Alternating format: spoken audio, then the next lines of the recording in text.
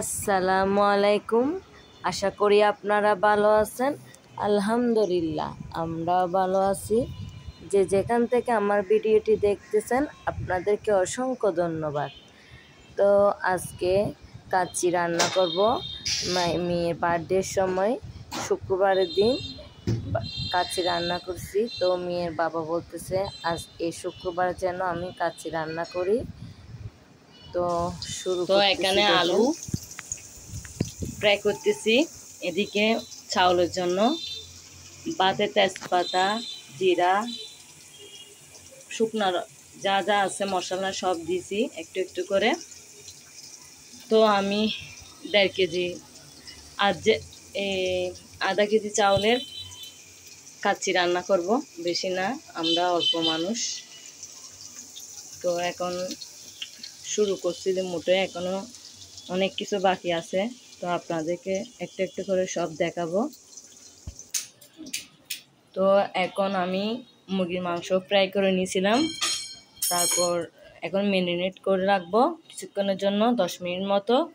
তো এখানে আমি কাচ্চির জন্য গরম মশলা দিছি, এখানে ধনিয়ার গুঁড়া দিছি, জিরার গুঁড়া দিছি, হলুদের গুঁড়া দিছি, তারপর মরিচের গুঁড়া দিছি, তারপর টক দই দিছি, পেঁয়াজ বেরেস্তা দিছি, পেঁয়াজ কুচি দিই নাই। তো এগুলাই টমেটো দিছি, টমেটো বাসায় আছে, না থাকলে নাই, সমস্যা নাই। তো এগুলা দিয়ে আমি ম্যারিনেট করে রাখবো কিছুক্ষণের জন্য। তো এদিকে আমি পরিবেশন করার জন্য পেঁয়াজ বেরেস্তা করতেছি, আর কতগুলা ভাতের চাউল দিয়ে দিছি। এখনও ভাত ব্লক উঠে নাই, ব্লক উঠলে 80% সিদ্ধ হয়ে গেলে নামাই ফেলবো। তো আজকে ডিমের কারিও করা হবে। তো আমি ডিমের কারি করার জন্য ডিমগুলো হালকা করে ফ্রাই করে নিছি। এদিকে আলু মাংস দেওয়ার জন্য কাচ্চিতে আলুও ফ্রাই করে নিছি।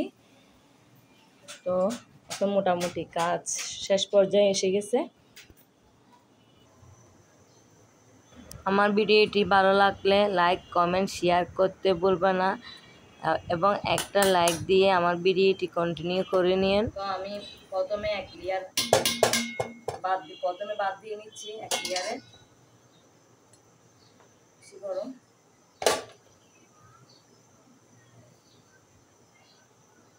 সেদিন অনেকগুলা ভাত রান্না করছি, অনেক লেয়ারে হয়েছে। ডেচকিটা অনেক বড় ছিল, এটা হচ্ছে আমাদের ছোট সংসার, তাই ছোট ছোট ডেচকি নিছি। তো তো সেদিন মেয়ের বার্থডে হয়েছিল, সব কিছু বাসায় আছে, কিছু কিছু নাই। তো এগুলা যাই হোক যেটা আছে সেগুলা দিয়ে রান্না করছি। মেয়ের বাবা পছন্দ ছিল, মেয়েরা বলতেছে আম্মু আজকে কাচ্চি রান্না করো। তো এবারগুলো অনেক চাল হয়ে গেছে, বাচ্চারা খেতে চাচ্ছে না। আসলে বিরিয়ানি থেকে কাচ্চি বিরিয়ানিটা অনেক ভালো, কারণ ওটাতে তেমন মশলা থাকে না। আমি আরও শুকনো করতে পারতাম, করি নাই, একটু ঝুল লাগছি। তো আমি এখানে কালারও করব। এখন মাংসগুলো আমি একটা একটা দিয়ে দিচ্ছি।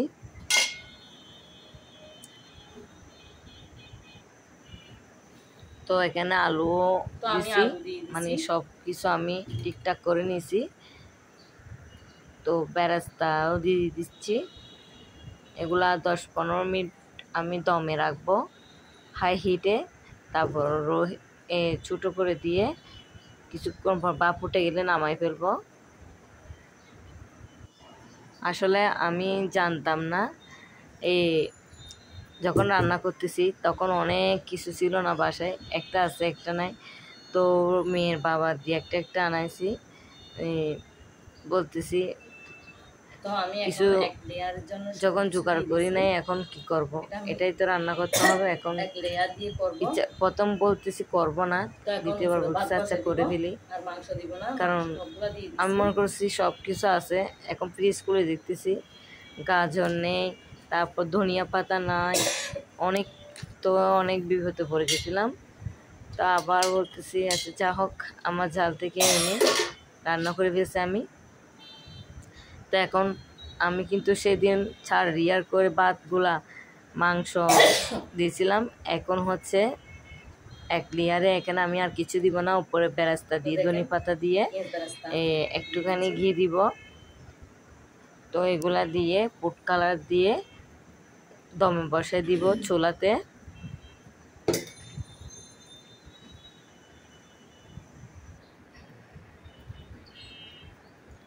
আসলে শুক্রবারের দিনটা অনেক ছোট, তো তাড়াতাড়ি করে রান্না করতে হয়, সব কিছু তাড়াতাড়ি থাকি। চাইছিলাম এভরিথিং সব কিছু আপনাদেরকে শেয়ার করব, কিন্তু পারি নাই সময়ের কারণে। কিছু কিছু আপনাদের সাথে শেয়ার করতেছি।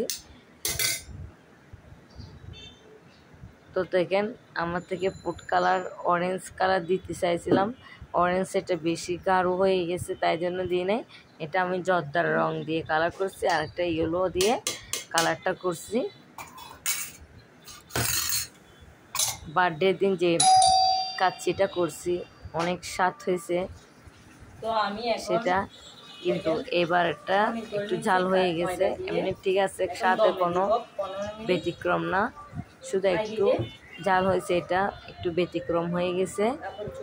তো আমি এখন দেখেন একটু খাইও করে নিছি, ডেস্কির কাছে কাছে খাইও দিছি দমে দেওয়ার জন্য। এই খামিরগুলা দিলে নাকি ভাতটা অনেক পারফেক্ট হয়। তো এখন ভাত হয়ে গেছে, দেখেন অনেক সুন্দর হয়েছে। তো গরমের জন্য ঢাকনাটা ধরে আমি ফেলে দিয়েছি, পারিনি। তো দেখেন অনেক লোভনীয় একটা খাবার, দেখে মন ভরে গেছে। খাবো একটু পরে, আজান দিছে, ওর বাবা আসবে, তো একসাথে উনি নামাজ পড়ে এসে আমরা খেয়ে নিব।